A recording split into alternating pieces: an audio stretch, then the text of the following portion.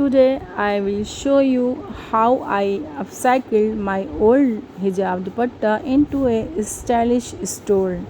Assalamualaikum Nazeen and hi everyone. Welcome back to my channel Dolly Fatima Fashion Designer. In this video I'll show you how I upcycled this dupatta.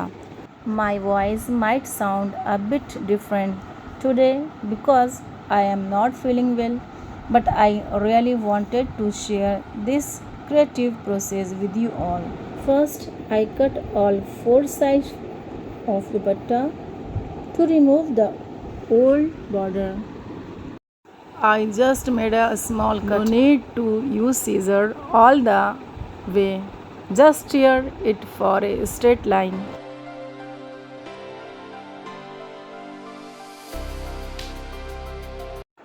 The same procedure on the other side.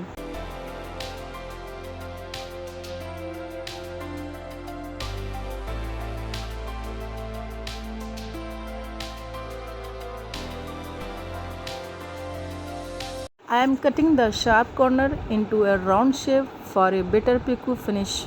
Now I am going to start the pico from one corner to give it a clean finish.